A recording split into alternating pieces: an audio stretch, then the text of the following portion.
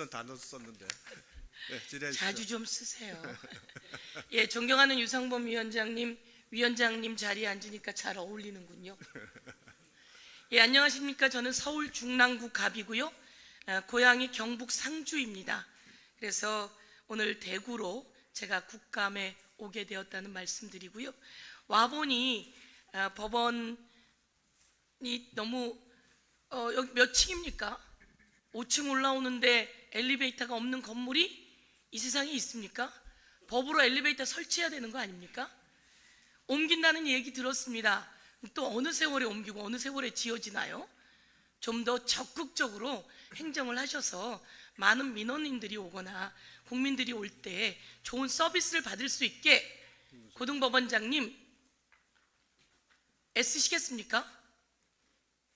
그것도 능력이십니다.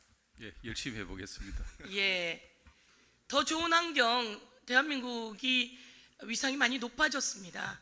그런데 법원은 점잖으셔서 그런 요청을 많이 안 하시는 것 같은데요. 오늘 제가 공개적으로 강력하게 요청하고 예산도 많이 확보하는 것이 국민과 빠른 판결을 위해 좋다라고 하는 말씀을 드리니까 여러분 열심히 잘하십시오.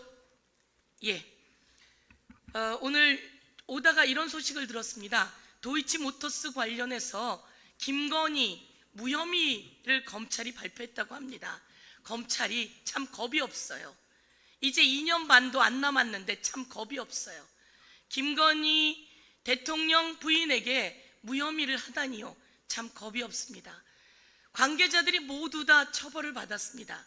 얼마 전에는 쩐주라고 하는 사람은 손해를 봤어요. 손모 씨.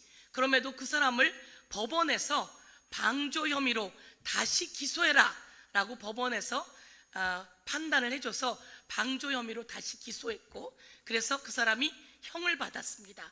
법원이 참 잘하셨습니다. 검찰이 이리 빼고 저리 빼고 권력에 아부하고 이러는 것을 법원이 그래도 방조 혐의로 기소하라고 해서 그 사람이 처벌을 받았습니다. 그러면 이제 김건희 여사 처벌 차례예요. 그런데 김건희 여사는 기소를 하지 않아서 법원이 판단 내려주기가 어려운 상황이 되었네요. 그것을 노리고 혹시나 기소하면 법원이 큰 처벌을 할까봐 검찰이 무혐의를 내렸는데요. 이번에 무혐의는 윤석열 정권과 김건희 모두 다 거세게 흔들어서 끝내는 그런 결정의 아주 지옥의 날이 될 것이다. 제가 오늘 말씀드리겠습니다. 화면 하나만 봐주세요. 화면 하나 보시면 그 화면에 그렇게 나옵니다. 예, 저 큰 화면엔 안 나오고 저기 작은 화면들을 봐주십시오. 김건희 여사의 엄마 최은순이 주식을 팝니다. 62,000주를 팔아요. 최은순이 뭘 알고 팔겠어요? 도이치모터스 권오수 회장이 알려줬다는 거예요. 그 녹취가 나옵니다. 그거 있지, 빨리 팔래. 내 거 다 팔아, 싹 다 팔아. 그래서 62,000주를 팝니다. 팔았는데요, 32초 만에 오른쪽에 김건희가 32초 만에 그걸 삽니다. 62,000주 싹 다 판 걸 김건희가 다른 사람 것까지 87,000주를 삽니다. 우리 고등법원장님, 이런 일 할 수 있으시겠어요? 엄마가 62,000주 약 2억 원어치예요. 그런데 이거를 김건희 여사가 손도 크지요. 훨씬 더 큰 금액으로 삽니다. 같은 값인데 다른 관계자 거랑 같이 해서 87,000주, 제가 계산해 보니까 약 3억이 훨씬 넘어요. 그걸 삽니다. 누가 통 크게 엄마가 2억 팔고 그걸 32초 만에 삽니까? 이걸 우린 통정매매라고 합니다. 이것이 법원에 판결문에 다 나와 있습니다. 그런데 이걸 무혐의 칩니다. 검찰이 겁이 없어요. 이 얘기는 윤석열 대통령이 한 말이에요. 검찰이 참 겁이 없습니다. 예, 이 부분에 대해서 저희가 다시 재정 신청할 수 있도록 법안을 냈고 이것을 만들어서 법원이 판단할 수 있게 하려고 합니다. 다음 넘겨주십시오. 우리 부산 고등법원장님, 얼마 전에 그 돌려차기 남자 아시죠? 부산의 돌려차기 남자, 나가면 가만히 안 둬 돌려차기 남자가 피해자의 집 주소와 개인정보를 다 알고 있답니다.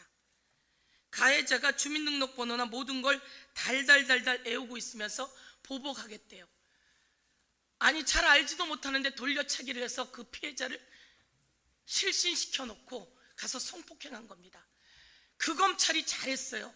그 무혐의 치는 그 검찰들과 다르게 현장에 있는 검찰은 이 돌려차기 남자에 의해서 피해자가 엄청나게 피해를 받고 또 사각지대에 가서 강간당한 것까지 밝혀냈습니다. 그런데 20년형입니다. 이게 20년형 정도가 맞습니까? 고등법원장님? 부산고등법원장님? 맞습니까? 네, 제가 그 구체적인 사건이 이미 선고된 사건에 관해서 양형의 당부에 관해서는 제가 구체적인 사안을 정확하게 사건 전체에 대한 맥락을 모르는 상태에서 판단하기는 좀 곤란할 것 같습니다. 부산에 아주 유명한 사건이에요. 알고는 있습니다. 그러면 네. 알고 오셔야죠. 네. 예, 조금 피해자나 국민의 눈높이에 좀 안 맞는 부분이 있을 것 같습니다. 그렇게 말씀해 주셔야 합니다. 네.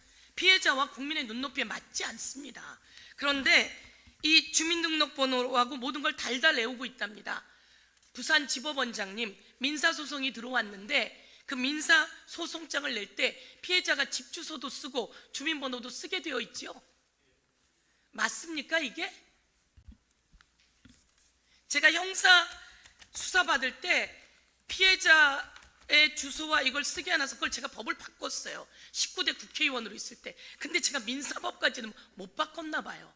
여기에 이것을 딱 올려놓으니 이 소장을 받은 가해자가 그걸 달달달달 외우고 내가 나가면 너 배부터 쳐서 죽여버릴 거야. 이렇게 얘기하면 되겠습니까? 안 되겠습니까?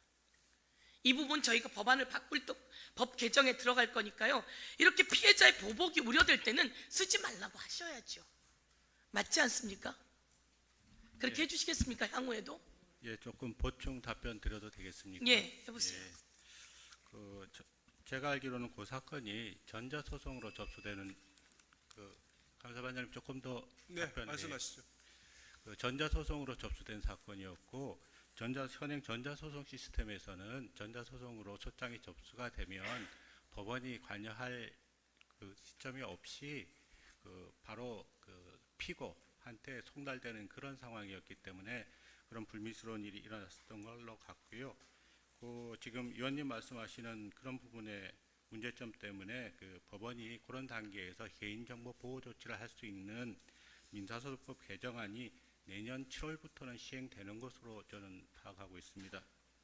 더불어서 방금 말한 현행 전자소송 시스템의 문제점도 지금 우리 행정처에서 하고 있는 전자시스템 신세대 하면서 개편을 준비하는 것으로 알고 있다 말씀드리고, 다시 한번 이런 불미스러운 일이 생긴 데 대해서 저희 소속기관장으로서 사죄의 말씀드리겠습니다. 실시